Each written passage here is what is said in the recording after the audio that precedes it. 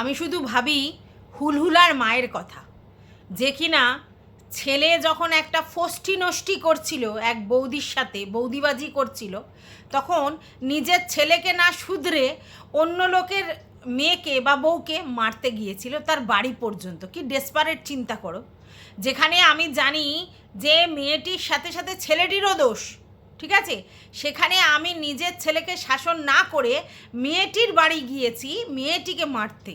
মানে চিন্তা করো কি ডেসপারেট, সেটা ওনাকে দেখলেই বোঝা যায় উনি ভীষণ ডেসপারেট। তো সেরকম যখন এতই অন্য লোকের মেয়েকে শাসন করতে যায়, সে নিজের ছেলেকে একটু শাসন করতে পারে না? মানে আমি এটা আমার জিজ্ঞাস্য। প্রথম কথা হচ্ছে, ওর ছেলের যা বয়স আমার ছেলের কাছাকাছি একেবারে বয়স। ওর ছেলের মনে হয় বছর 24, আমার ছেলের 23, এই মানে 23-24 মানে 19-20 তফাৎ, হয়তো মাস গুনলে হয়তো 5-6 মাসের তফাৎ, ঠিক আছে। তো তোমরা চিন্তা করো, এরকম একটা ছেলে, তার কি এখন হওয়া উচিত? এডুকেশন, তাই তো? যদি সে গ্র্যাজুয়েশন কমপ্লিট করে থাকে, তারপর প্রচুর এডুকেশন আছে, সেইগুলো করুক, সেইগুলো নিয়ে কোনো মানে ক্রিয়েট কিছু করুক, তাহলে একটা বুঝবো। বা ওর যে ভিডিওগ্রাফি বা যেগুলো করেছে এডিটিং ফেডিটিং, সেই ব্যাপারে কিছু করুক, কত কি আছে দেখানোর, তাহলে বুঝবো। কিন্তু দুটো পয়সার জন্য কী লেভেলের ছ্যাঁচড়ামো করছে দেখতে পাচ্ছেন? হ্যাঁ, মানে কখনো জামাই ষষ্ঠীর হাড়ি নিয়ে ঘোরাঘুরি করছে, কখনো জামাই হতে যাচ্ছে। হ্যাঁ, মানে আমি একটা জিনিস বুঝে পাই না, যে তোর যদি এতই জামাই হওয়ার ইচ্ছে, তুই ইনকামটা কী করিস? সোর্স অফ ইনকাম কি? হ্যাঁ, কিসের জামাই হওয়ার ইচ্ছে? মানে জামাই হতে গেলে তো এলিজিবিলিটি লাগে, কোথায়? মানি কোথায়? বাবা মার একটি মাত্র ছেলে বলে কি বাম্মার পয়সাতেই বিয়ে করবি, এরকম ভাবছিস নাকি? আমি জানি না। মানে এ যখন প্রথম এলো কি বলল, যে পুজোর সময় তোমাদেরকে দেখাবো ওর যে মানে প্রেজেন্ট গার্লফ্রেন্ড, ঠিক আছে। আচ্ছা, যদি কারোর প্রেজেন্ট গার্লফ্রেন্ড থাকে, তাহলে সে ওই এক্সের ব্যাপার টেনে টেনে ভিডিও করছে কেন? শুধুমাত্র ভিডিওতে মুনাফা ইনকাম করবার জন্য? আর সেখানে সেটা তার যে প্রেজেন্ট, সে মানে সেটাকে ঠিকঠাক মনে করছে? আমি জানি না, মানে কি দেখে ওকে একটি মেয়ে প্রেম করবে? দেখো, একটা ছেলের কতগুলো জিনিস থাকে। প্রথম কথা হচ্ছে তার চরিত্র, দ্বিতীয় কথা হচ্ছে তার ইকোনমিক্যাল ঠিক জায়গা, তৃতীয় কথা হচ্ছে তার এডুকেশন ব্যাকগ্রাউন্ড, তারপরে ফ্যামিলি হ্যানা ত্যানাগুলো। তা কোনটা ওর ওর ওর কী এডুকেশন, ওর ব্যাকগ্রাউন্ড, সেটা আমার খুব জানার ইচ্ছে। প্লাস হচ্ছে ও যে মানে এখনও তো মানে পয়সা সেই অর্থে ইনকাম করেনি। ও যদি সত্যি চাকরি পেয়ে চাকরির জন্য চলে গেছে, যে চাকরিটা পেয়ে গেছি বেলা, শুনছো যে কথাটা, তো সেই চাকরি কদিন করে এসছে? ও যে বর্ডার ফর্ডার হ্যানা ত্যানার কথা বলছিল, বর্ডার টুফু, কদিন চাকরি করে এসছে? তাহলে ওই কদিন চাকরি করে এসে সেই টাকা জমি নিয়ে এসে কি সারা জীবন ওর চলবে? মানে তারপর কি ও বসে বসে এই ব্লগিং করবে? আমি বুঝতে পারছি না, মানে ওর চিন্তা ভাবনা কি। প্রথম কথা হচ্ছে ভীষণ বাজে একটা জিনিস প্রমোট করেছে, সেটা হচ্ছে ফোকা। সেটাকেও প্রমোট করেছে, ঠোঁটে একেবারে সেই দিয়ে সেটা নিয়ে একেবারে রিলস করেছে। এবার তোমরা বলতে পারো যে ও কি তার মানে সেটা ফুঁকছিল? দেখো, ফোকা না হলে ওই অ্যাটিটিউড নিয়ে ওরকমভাবে ফুঁকতে পারে না। ওটা ও সিনেমা করছে না যে ও ওরকমভাবে ফোকা দেখাচ্ছে, অবশ্যই ও ফোকা জানে, ফোকে, তার জন্যই ওরকমভাবে করতে পেরেছে। কিন্তু তোমরা চিন্তা করো, এটা কি প্রমোট করা যায়? প্রথম রিলসটায় ওটা সেটা প্রমোট করলো, দ্বিতীয় রিলসে জামাই ষষ্ঠী, ঠিক আছে, জামাই ষষ্ঠীর মিষ্টির হাঁড়ি নিয়ে জামাই ষষ্ঠী করতে গেছে। কী কালারের মানে পাঞ্জাবি পরেছে? ব্লু। তাহলে বুঝতে পারছো কীরকম উস্কানি ব্যাপার। এবার তোমার বলতো কেন ব্লু কালারের পাঞ্জাবি পরতে পারে না? এক্স্যাক্টলি, পরতেই পারে। লাল নীল হলুদ সবুজ বলে কোনো কথা নেই, কিন্তু ব্লু কালার পরার পিছনের রিজনটা কি, এটা তোমরা অনেকেই আন্দাজ করতে পারছো। হ্যাঁ, অবশ্যই। কারণটা কি? কারণটা ওই যে আমাদের বর্ষা, বর্ষা তো নীল, মানে নীল আকাশেরই তো বর্ষা মানে বর্ষার পছন্দ নীল, তার জন্যই ও পড়েছে, আর তার জন্য এটা করছে। মানে পুরোপুরি কন্ট্রোভার্সিয়াল ব্লগিং দেওয়ার চেষ্টা করছে, কারণ ও বুঝে গেছে যে ওর যে ক্যাপাবিলিটি সেটা জাস্ট এই, ঠিক আছে।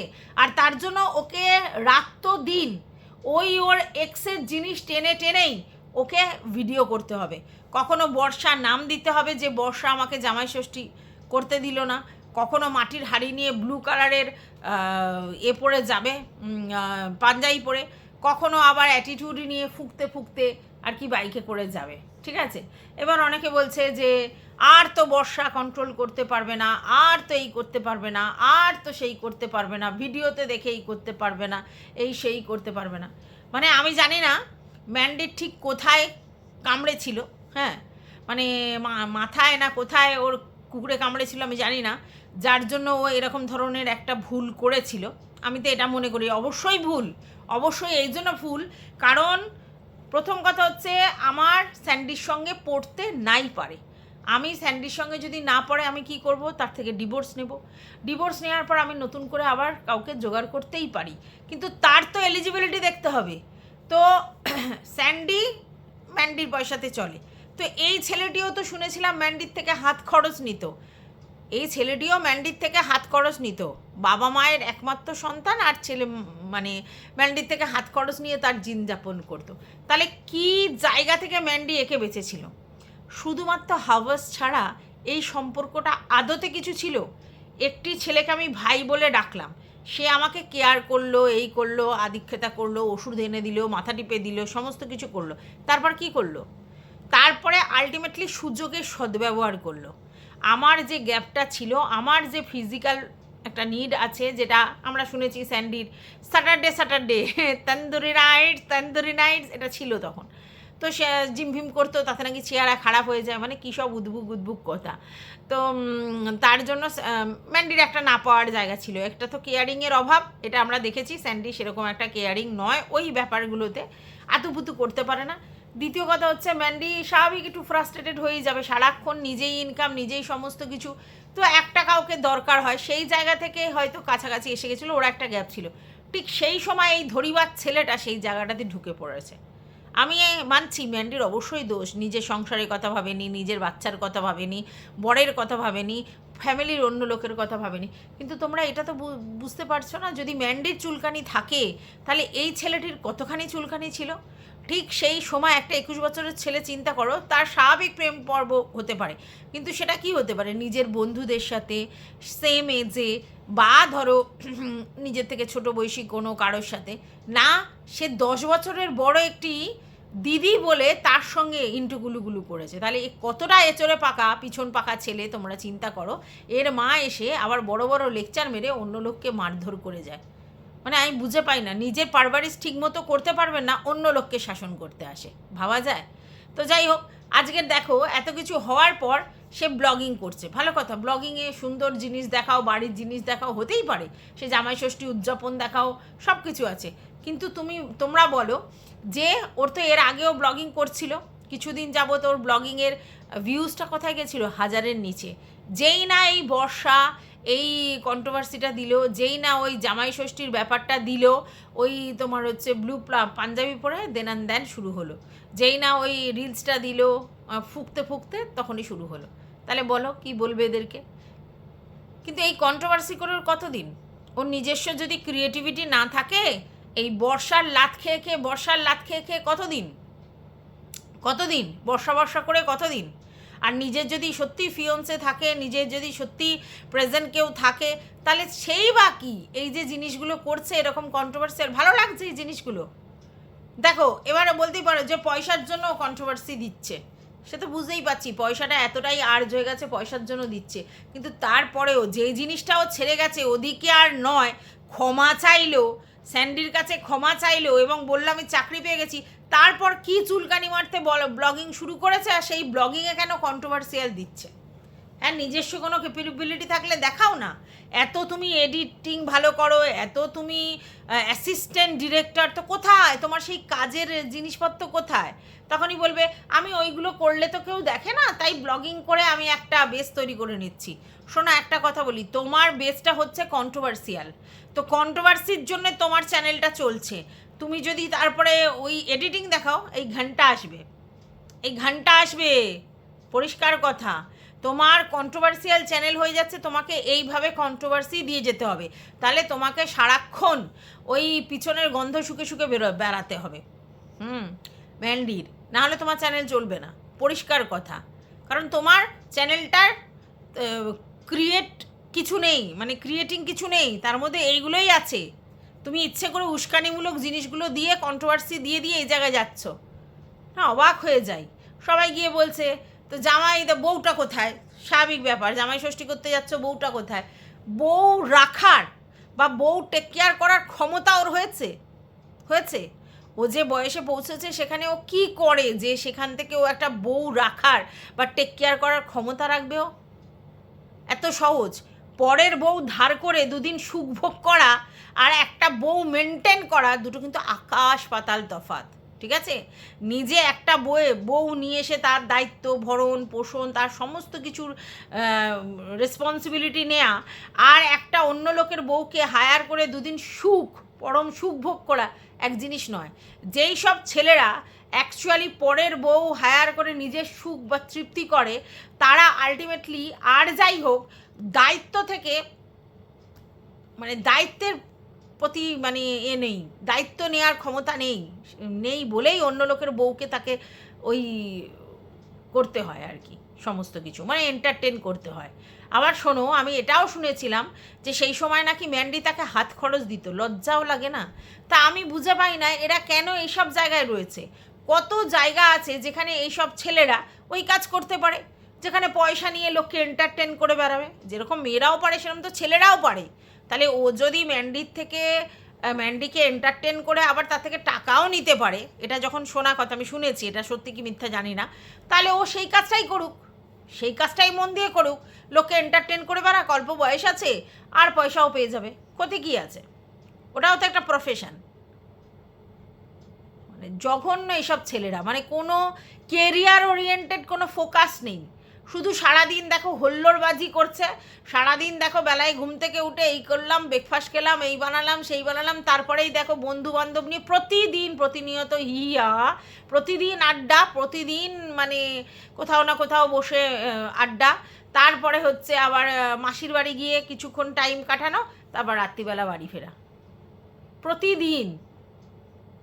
মানে জানি না, আমি বুঝতে পারি না কতটা ইনডিসিপ্লিন লাইফ লিড করে এই ছেলেটি, অবাক হয়ে যাই আমি। আর একে নিয়ে আবার লোকে তোলাই করছে। অ্যাকচুয়ালি সবাই জানো তো, যারা ম্যান্ডিকে অপছন্দ করে বা যারা ম্যান্ডিকে মানে একদমই চয়েস করে না, তারা এই হুলহুলাকে নিয়ে নাচানাচি করছে। আবার তার মধ্যে আবার কিছু আছে বোতলের ভিউয়ার্স, হ্যাঁ, যারা এখন বোতল যেহেতু হুলহুলাকে তোল্লাই দেয় আর ম্যান্ডির এগেন্স্ট, তাই জন্য হুলহুলার কাছে গিয়ে ভিড় জমিয়েছে। আমি বুঝে পাই না এইসব ভিউয়ার্সদের, বাবা এরা মানে তকে থাকে। যখন বোতল ম্যান্ডির ভাব ভালোবাসা ছিল তখন ম্যান্ডির ওখানে গিয়ে একেবারে সেই লেভেলের চাটন কমেন্ট, আবার এখন ম্যান্ডিকে ছেড়ে হুলহুলার ওখানে চাটন কমেন্ট, মানে চাটন কমেন্ট ছাড়া কিন্তু এদের চলে না। আবার দেখবে বোতলকে নিয়ে যারা পজিটিভ ভিডিও করছে প্রত্যেক জায়গায় গিয়ে চাটন কমেন্ট, হাসিও পায়। তো যাই হোক, চলো welcome back to my channel. আশা করছি তোমরা সবাই খুব ভালো আছো আর আমিও খুব ভালো আছি নতুন একটা ভিডিওর সাথে। আমি রুনার লাইফস্টাইল থেকে।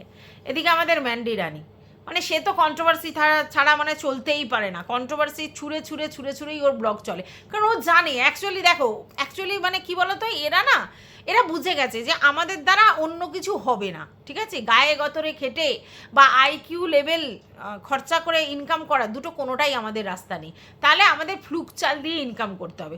তো ফ্লুক চাল কি, দেখো আমি যদি রীতিমতো রেগুলার বেসিস একটা ব্লগ করি, সেই ব্লগগুলো এডিট করে সুন্দর করে প্রেজেন্ট করি, সেটা আলাদা জিনিস, সেটা কিন্তু যথেষ্ট পরিশ্রমের কাজ। বাট আমি কি জানি ওতে পয়সার ভিউজ হবে আমার, তাহলে আমাকে ওই কন্ট্রোভার্সি দিয়ে যেতে হবে সব সময়, কোনো না কোনো জায়গায় চুলকুনি কথাবার্তা, চিটপিটিনি কথাবার্তা আমাকে বলেই যেতে হবে। আর তার জন্যই ও মানে ওর জামাই ষষ্ঠীর ব্লগটাতে বললো, কি বললো, জামাই ষষ্ঠীর ব্লগটাতে বললো শাড়ি পরে আর রঙ্গ তামাশা করার দরকার নেই। মানে ওকে কে বলে শাড়ি পরা মানে রঙ্গ তামাশা? আমি বুঝে পাই না।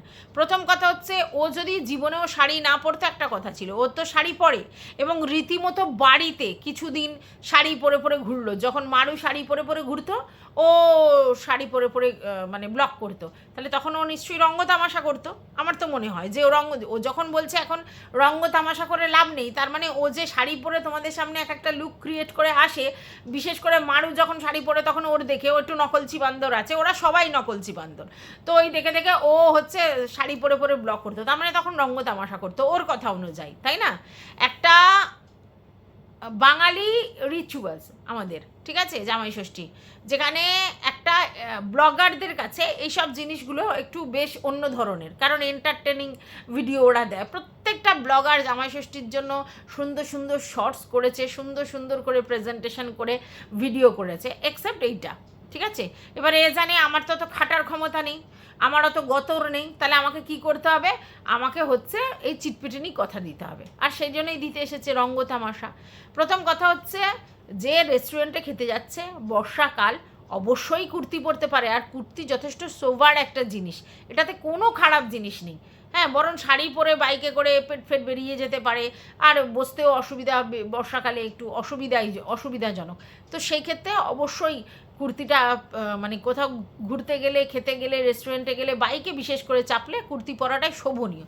কিন্তু কথাটা এরম বলা দেখা নেই যে রঙ্গ তামাশা, ঠিক আছে, শাড়ি পরে গেলেই মানে রঙ্গ তামাশা, এরম বলা দরকার নেই।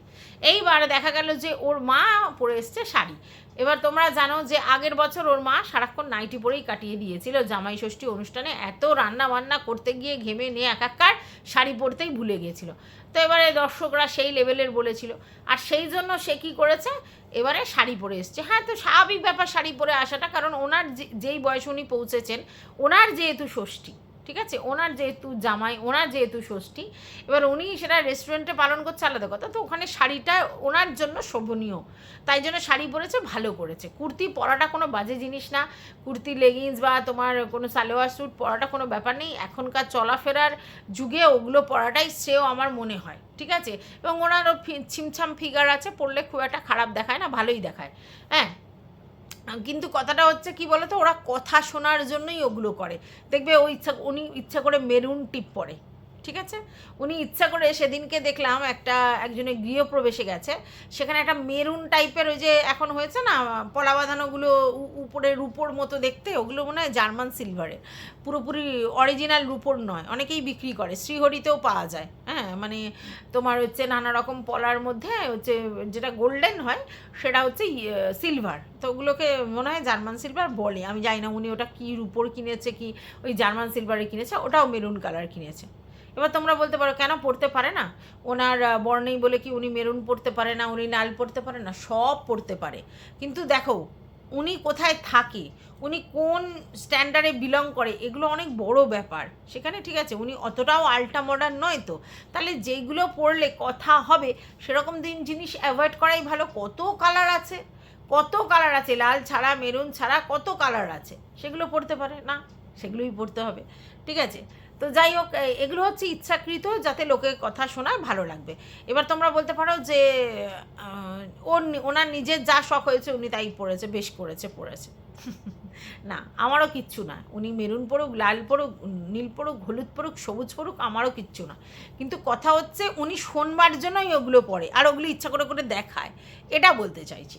তো যাই হোক, তিনি হচ্ছে শাড়ি ঠাড়ি পরে এসছে, কতগুলো গোটা ফল নিয়ে এসছে, জামাইয়ের জন্য একটা শার্ট নিয়ে এসছে, মেয়ের জন্য হচ্ছে বেড কভার নিয়ে এসছে, আর নাতনির জন্যে হচ্ছে একটা নাইটি নিয়ে এসছে। এবার শার্টটা বললো যে ওর বর মানে ম্যান্ডির বর এরকম কোনো দিন শার্ট পরেনি, মানে এরকম নেই, মানে ডুয়েল কালার টাইপের দেখলাম, ব্লু আর হোয়াইট দিয়ে, তো ওর দেখলাম পছন্দ হয়েছে, মোটামুটি বললে পছন্দ হয়েছে কি পছন্দ সেটা আমি বলতে পারবো না।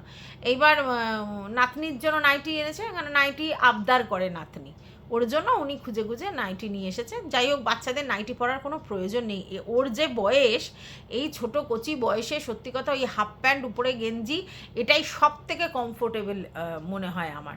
হ্যাঁ, তারপরে তো সুন্দর সুন্দর অনেক জিনিস আছে, ইভেন আমার তো মনে হয় ফ্রক পরারও প্রয়োজন হয় না, ফ্রক পরলে দেখতে সুন্দর লাগে, ফ্রক মেয়েদের ভালো লাগে, কিন্তু আমি বলবো এখন সুন্দর সুন্দর ড্রেস বেরিয়েছে, আর ওর চেহারাটাও সুন্দর, তো ওকে যে কোনো ড্রেসে মানিয়ে যাবে, তাহলে ওরমই পরা উচিত। এই চুড়িদার, নাইটি, তারপরে হচ্ছে বড় বড় ফ্রক, এখন অনেক সময় আছে পরার, এগুলো অনেক সময় আছে, তখন পরবে ক্ষণে। এখন এইসব ছোটো ছোটো পুচকি পাচকা ড্রেস, কত সুন্দর সুন্দর সবার মেয়েদের তো সুন্দর সুন্দর ড্রেস, সেগুলো পরানোই ভালো। তো যাই হোক, নাতনিকে শখ করে উনি দিয়েছেন, অসুবিধে কিছু নেই, নাতনি শখ করেছে, মাকে দেখে নাইটি পরার ইচ্ছা হয়েছে, মাঝে মধ্যে পরবে, ঠিক আছে। অনেকেরই একটু ছোটোবেলায় একটু পাকামি করার ইচ্ছা হয়, চুড়িদার পরবো, নাইটি পরবো, তো আমি দুটোই প্রেফার করি না বাচ্চাদের, যে এই বয়সে ওর চুড়িদার নাইটি দুটো পরারই কোনো প্রয়োজন নেই। তো যাই হোক, এইবার আরেকটা জিনিস দেখলাম যে মেয়েকে দিয়েছে একটা বিছানার চাদর। কেন? মেয়ে তো বেডশিটের বিজনেস করে, মেয়েকে কি চাদর দেওয়াটা কোনো দরকার ছিল? মেয়েকে দিতে হবে এরম কোনো মানে নেই। যদি দিতে হয় কত কি জিনিস আছে, একটা ব্লাউজ দিতে পারতো, একটা কুর্তি দিতে পারতো। চাদরটা কিসের জন্য দিলে আমি বুঝে পাই না। চাদর তো 3 জনের জন্যই, মানে বেড কভার পাতলে তো 3 জনের জন্য।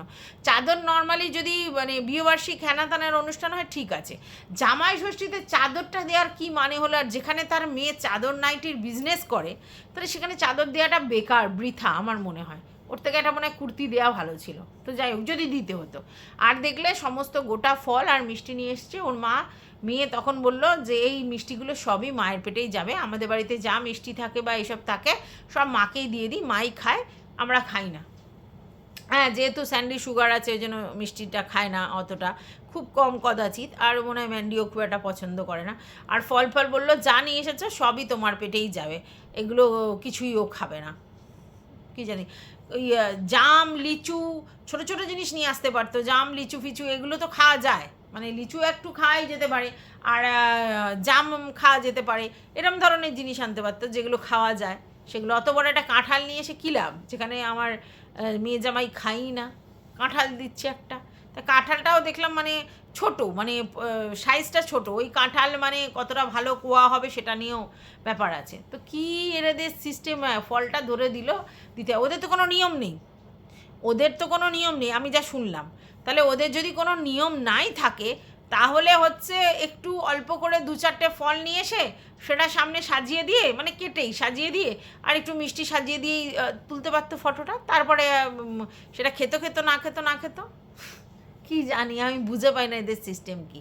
তো যাই হোক, তারপরে তারা গেল হচ্ছে কোথায়, ওদের ওখানে কি ফ্রেন্ডস ক্লাবে কি আছে, কি বললো একটা যেন, সেই একটা মানে রেস্টুরেন্টে যেখানে হচ্ছে ওই থালির ব্যাপারটা আছে, তো সেইখানে গেল এবং জামাইয়ের জন্য থালি।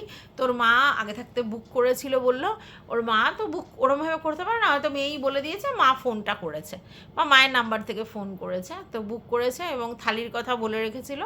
এবার উনি নাকি দুটোই থালির কথা বলেছিল, মেয়েরও আর জামাইয়েরও। তো মেয়ে বলেছে না, একদম না, আমি মাংস ভাত এটাই আমার ভালো, এত থালি ফালি পছন্দ না। একদম ঠিক করেছে। অ্যাকচুয়ালি এগুলো জামাই ষষ্ঠীর স্পেশাল বলে এই থালি, কিন্তু এই থালির থেকে আমার মনে হয় শুধু মাংস ভাত খাওয়া অনেক তৃপ্তির। এবার এই থালিগুলো এত খাওয়াও যায় না, শুধু শো অফ, চারটি সাজিয়ে। এবার জামাই বলে জামাইকে দিয়েছে, ঠিক আছে। তাছাড়া আমি যেমনি বোকামি করেছি, ওই 4টি থালি নিয়ে ভর্তি করেছিলাম, বেকার ওগুলো, ওগুলো বেকার, ওগুলো শুধু শো অফের জন্য সব। ওর থেকে বাবা মাটন, চিকেন, ফিশ, এগ যাই খাও, ওই নাও, ভাত নাও, ঠিক আছে, এটাই বরং বেস্ট খাওয়া। ম্যান্ডি এখানে বুদ্ধিমানের কাজ করেছে। আর স্যান্ডির জন্য থালি ছিল, তো স্যান্ডি শেষ পর্যন্ত কতটা খেতে পেরেছে আমি জানি না। 2 প্লেট মাটন নিয়েছিল ওরা, ভাত নিয়েছিল আর ওই নিয়েছিল। তো আমার মনে হয় ওটা খুব বুদ্ধিমানের কাজ হয়েছে। তারপরে ওটা খেয়ে দিয়ে ওরা যখন বেরিয়ে এলো, তো ওরা বাইকে করে চলে এলো, ওদের কি কাজ আছে। আর হচ্ছে তোমার ও নাতনি আর মানে দিম্মা আর কি টোটোয় করে চলে আসবে, টুকটুকি বলে ওরা, আমরা এখানে তো টোটো বলি। তো টোটোয় করে চলে আসবে, তো ওখানে ও আবার আমাদের পানি কাকিমা, যদিও সেই ভিডিওটা এখন দেখতে পাচ্ছি না, মনে হয় ডিলিট করে দিয়েছে। সেই পানি কাকিমা সেই ভিডিওতে মোটামুটি বলে দিয়েছে, মানে বুঝিয়ে দিয়েছে যে ওদের 4 চাকাই আসবে, মানে আমাদের ম্যান্ডু রানী আর আমাদের স্যান্ডি দাদার 4 চাকাই আসবে। অনেকেই বলছিল যে 4 চাকা না বুলেট, কারণ হচ্ছে ওই যে সামনের জায়গাটা অল্প জায়গা দেখে মনে হচ্ছিল, তো সেই জন্য অনেকে ভেবেছিল যে বুলেট, কিন্তু হয়তো ওদের ওই জায়গাটাতে হয়তো গাড়ি রাখার মতো পজিশান আছে, যেটা আমরা দেখে বুঝতে পারছি না, মানে আমাদের চোখে বুঝতে পারছি না। কারণ একটা দেখবে আমরা যখন খোলা জায়গা পড়ে থাকে, ধরো একটা 2 কাঠা প্লট দেখবে, দেখে মনে হবে বাবা এইটুকুনি জায়গা, যখন সেটা পাঁচিল ফাচিল দিয়ে ঘরদোর হবে তখন দেখবি বাবা এত বড় ঘর হয়ে গেল। তো এরকমই জিনিস, খোলা জায়গা পড়ে থাকলে আমরা বুঝতে পারি না যে কতটা জায়গা, পরে পরবর্তীকালে বুঝতে পারি যে না, যখন জিনিসটা থাকে যে না এটা অনেকটা জায়গা, এরকম হতে পারে। তো যাই হোক, দেখা গেল। আর সত্যি কথা বলতে যে স্যান্ডি যে চুলটা কেটেছে, মানে সত্যি বলবো মানে অড লুকিং লাগছে, তার পিছনে রিজন অনেক আছে। প্রথম কথা হচ্ছে স্যান্ডির জীবনে এরকম চুল কাটেনি, যার জন্য একদমই চোখে মানা যাচ্ছে না। দ্বিতীয় কথা হচ্ছে যেহেতু ও এখন রোগা হয়ে গেছে, চোখ মুখ কীরকম একটা ডার্ক হয়ে গেছে, ও চোখের নিচেও ডার্ক সার্কেল পড়ে গেছে, মুখটার মধ্যে সেই জৌলসটা নেই, স্কিনের মধ্যে যে গ্লেজ জৌলস সেটা নষ্ট হয়ে গেছে। আমি যতদূর জানি অনেকেই বলছে যে এই জন্য চিন্তায় টেনশানে সুগারে না গো, এগুলো তো ঠিক আছে, কিন্তু আমার একটা জিনিস মনে হচ্ছে, এটা আমি অনেককে দেখেছি যারা ওই টানার অভ্যেস আছে না, ফোঁকা টানানো আর একটা জিনিস যেটা বাবা বোম ভোলের আর কি প্রসাদ বলে লোকে, ওই টানার যাদের অভ্যেস থাকে তাদের কিন্তু চেহারা এরকম শুকিয়ে যায়। আমি আচ্ছা আচ্ছা মোটু সোটু লোককে দেখেছি পুরো শুকনো কাঠি হয়ে গেছে, দড়ি হয়ে গেছে। ও যে বলছে না ওর চেহারা সুগারে ভেঙে গেছে, টেনশানে স্ট্রেস নিয়ে, একদম না, সুগারে ভাঙে সে চেহারা, কিন্তু এইভাবে ওর যে গ্লেজটা নষ্ট হয়েছে পুরো শুকনো দড়ির মতো, এটা সুগারে নয়, এটা ওই টেনে হয়েছে। অল্প বয়সে সব টানাটানির অভ্যেস ছিল আর ওই সব টেনে ঠিকমতো খাওয়া দাওয়ার খায়নি, যার জন্য চেহারাটা একদম এরকম হয়ে গেছে। কারণ আগে তো ওদের খাওয়া দাওয়ার অভাব ছিল, একটা সময় ওদের খাওয়া দাওয়ার অভাব ছিল, এই তো হালে করে 4-5 বছর ভালো রয়েছে, তাহলে খাওয়া দাওয়ার ছিল না, তারপরে ওরকম ফোকাফুকি টানাটানি করেছে, তার জন্য ওই চেহারাটা ওরকম চিমড়ে হয়ে গেছে, ডার্ক সাইকেল পড়ে গেছে, সমস্ত কিছু কেরম লাগছে। আর তার সঙ্গে ওই ন্যাড়া ছাড়টা দিয়েছে, মানে কদম ছাড়টা, একটা উদ্ভট দেখতে লাগছে, মানে একটা ছেলের মধ্যে যে স্ত্রী সেটাই ওর মধ্যে নেই, অথচ ছেলেটিকে কিন্তু যথেষ্ট সুন্দর দেখতে, চোখ নাক মুখ খুব শার্প, কিন্তু এত বিচ্ছিরি লাগছে কি বলবো, যেন সেই সত্যি কথা বলবো যে যেন আসামি আসামি টাইপের লাগছে, সত্যি কথা। তো যাই হোক, আর তার মধ্যে রয়েছে একটা একদম টকটকে রেড একটা জামা পরেছে মানে কি বলবো, মানে অদ্ভুত। আগের দিন একটা মেরুন কালারের জামা পরেছিল বিয়ে বাড়িতে, ভালো লাগছিল, যে তখন ম্যাচিংয়ের কথা বলছিল বিয়ে বাড়িতে, বলছে না আমারটা তো মেরুন, তবু ভালো লাগছিল, বাট এই টকটকা রেডটা ওকে একদম মানাচ্ছে না, সে কেমন একটা যেন লাগছে, মানে না মাথাটা এরকম গোল মতো কিরকম একটা টাগলু টাগলু, তারপর গায়ের মানে কালারটা একরকম, জামাটা একরকম, সে মানে অদ্ভুত লাগছে, জানি না ও কি বুঝেছে। তো ড্রেস সেন্স না ওদের কম আছে, ম্যান্ডি স্যান্ডি দুজনেরই ড্রেস সেন্স কম আছে, আর প্রচুর আলতু ফালতু জামা কাপড় কেনে, ঠিক আছে, মানে হসিগন্ডা জামা কাপড় কেনে কিন্তু আলতু ফালতু, ভালো ব্র্যান্ডেড ভালো জায়গা থেকে কত সুন্দর সুন্দর মানে কোম্পানি আছে, তার সুন্দর সুন্দর জামা পাওয়া যায়, সেগুলো কেনে না। তো যাই হোক, ওটা ওদের ব্যাপার, আমার তো বলার কিছু নেই, রুচি তো আর ওইভাবে পাল্টানো যায় না। তবে আমার মনে হয় তো কলকাতায় আসে, ও তো টালিগঞ্জে এসছিল, গল্ফ গ্রিনে এসছিল, তো এখানে কত লেকমল ফল হ্যানামল ফল তো কত ভর্তি, একবার গিয়ে দেখে একটা কিনতেই পারে, দেখতে পারে কত সুন্দর সুন্দর জামা কাপড় আছে, কেমন একটা ফুটে মস্তান মতো জামাটা পরে লাগছে, ভাল লাগছে না। তো যাই হোক, হ্যাঁ আমার ম্যান্ডি কী বলবো আর, দুটো তোমার টাগলু সোনা এদিক ওদিক করছে উলবিল বুলবুল জামাই ষষ্ঠী খাওয়ার জন্য, কি অবস্থা। তো এটুকুই বলার ছিল এই ভিডিওটাতে, তোমাদের যদি কিছু বক্তব্য থাকে অবশ্যই কমেন্ট বক্সে জানাবে, ততক্ষণের জন্যে টাটা।